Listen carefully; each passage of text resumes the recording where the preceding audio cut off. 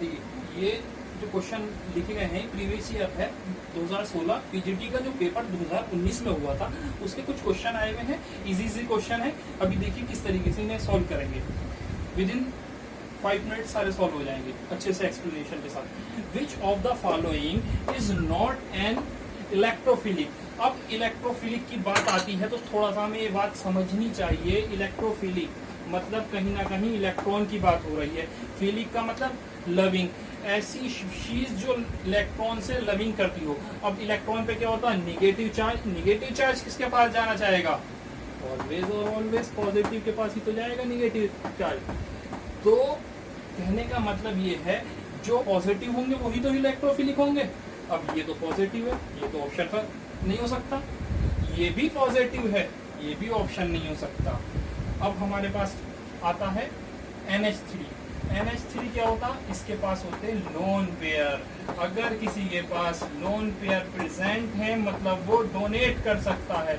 जब वो डोनेट कर सकता है तो वो इलेक्ट्रोफिलिक नहीं हो सकता। एज ए न्यूक्लियोफाइल ये रिएक्ट करता है, ये एक न्यूक्लियोफिलिक है। यहाँ पर पूछा है नॉट इलेक्ट्रोफिलिक, तो हमारा ऑप्शन क्या हो जाएगा, NH3।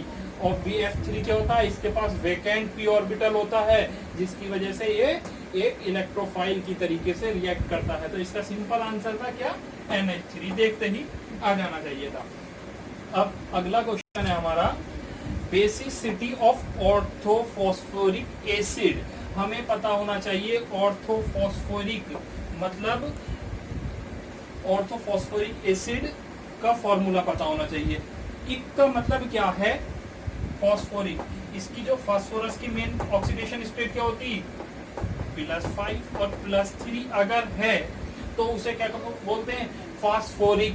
अगर इसके अलावा कोई ऑक्सीडेशन स्टेट आती तो उसे बोलते हैं फास्फोनिक एसिड। अब यहाँ पर दिया गया फास्फोरिक, तो हमें फॉर्मूला पता होना चाहिए H3PO4। अगर हम इसकी ऑक्सीडेशन स्टेट निकालेंगे 3 - 8 तो इसकी कितनी आई, 5 ऑक्सीडेशन स्टेट।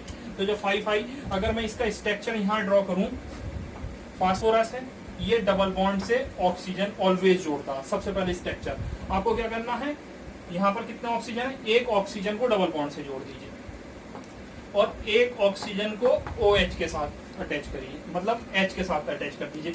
अब हमारे पास बाकी कितने ऑक्सीजन बचे, 2 ऑक्सीजन बचे, 2 ऑक्सीजन यहाँ आ गए। अब हाइड्रोजन कितने यूज हुए हैं, एक यूज हुआ है, तो हमारे पास हाइड्रोजन बचे 1 और 1। अब यहाँ पर बेसिसिटी की बात हो रही है, जितने OH हैं यहाँ पर, मतलब H जितने ऑक्सीजन से अटैच है, कितने H अटैच है, 3 H अटैच है ना, तो इसकी बेसिसिटी कितनी हुई, 3। अगर मान लीजिए, ये मैं थोड़ा सा अलग से समझाता हूं, अगर यहाँ पर हो जाता सपोज दैट H3PO4 था, यहाँ पर PO3 हो जाता, तो यहाँ से ऑक्सीजन खत्म। तो अब मैं इसकी बेसिसिटी की बात करूं तो इसकी बेसिसिटी कितनी हो जाएगी, जब हाइड्रोजन ऑक्सीजन से अटैच है तभी उसकी बेसिसिटी कहेंगे, क्योंकि यहाँ पर अगर ये यहाँ से हाइड्रोजन निकालेंगे, इस पर आएगा निगेटिव चार्ज, तो ये बेसिक हो गया, तो इसकी बेसिसिटी कितनी हो जाएगी, 2।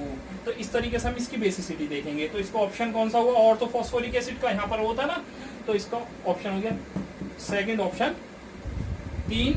इसके अंदर OH होंगे, मतलब बेसिसिटी इसकी जो होगी एसिड की 3 होगी। अगला क्वेश्चन आता है कार्बन H। कार्बन H मतलब carbon hydrogen bond length.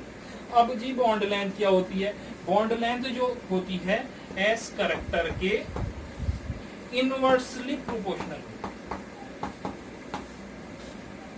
Inversely proportional कहने का मतलब ये है, जितना ज्यादा S कैरेक्टर होगा उतनी ही कम उसकी बॉन्ड लेंथ होगी। जितनी कम उसकी बॉन्ड लेंथ होगी उतना ही ज्यादा उसका S कैरेक्टर होगा। मतलब कहने का क्या है, S character increase, bond length decrease. अब S कैरेक्टर कैसे निकालेंगे देख लीजिएगा। ये तो मैंने यहाँ पर सही ऑप्शन लिख दिया था, क्योंकि ऑप्शन ज्यादा लंबे हो रहे थे, इस वजह से मैंने सही ऑप्शन यहाँ पे नोट किया था। अब हमारा sp3 है, मान लीजिए एक sp3 है, एक sp2 है और एक sp है। यहाँ पर अगर हम देखेंगे तो यहाँ पर एस कितना है, एस का परसेंटेज जो आएगी 33 है, और यहाँ पर कितना हो गया, यहाँ पर 50% हो गया, और यहाँ पर हम निकालेंगे इसकी, सॉरी यहाँ 33 नहीं आएगी, यहाँ आएगी 25 और यहाँ 33। अब देखिए सबसे ज्यादा एस कैरेक्टर कहाँ पर है, एस कैरेक्टर सबसे ज्यादा जहाँ, उसकी बॉन्ड लेंथ सबसे, और जिसके अंदर सबसे कम एस कैरेक्टर, ये एस कैरेक्टर हो गया ना एस परसेंटेज, तो सबसे ज्यादा बॉन्ड लेंथ किसकी होगी, sp3 की, फिर देन sp2, फिर sp। इस तरीके से बॉन्ड लेंथ का क्वेश्चन करते हैं। अगर इसके इनवर्स पूछा जाता बॉन्ड ऑर्डर, तो बॉन्ड ऑर्डर क्या होता है, एस कैरेक्टर के डायरेक्टली प्रोपोर्शनल बॉन्ड ऑर्डर। ये चीज आप याद रखिएगा, सिंपल है एकदम, इस पे कोई भी ऑर्डर लगाने को दे सकता है आपको, किस तरीके से निकालेंगे। आपको किसी को कुछ डाउट हो तो मैं इसे आगे और अच्छे से समझा दूंगा। आप मुझे कोई क्वेश्चन किसी के भेज सकते हैं, DSSB के या किसी भी केमिस्ट्री का कोई भी क्वेश्चन हो, आप मुझे कमेंट्स बॉक्स में सेंड करिएगा, मैं उसको जल्द से जल्द सॉल्व करने की कोशिश करूंगा। और कोई भी प्रॉब्लम हो आप कमेंट्स में लिखिए।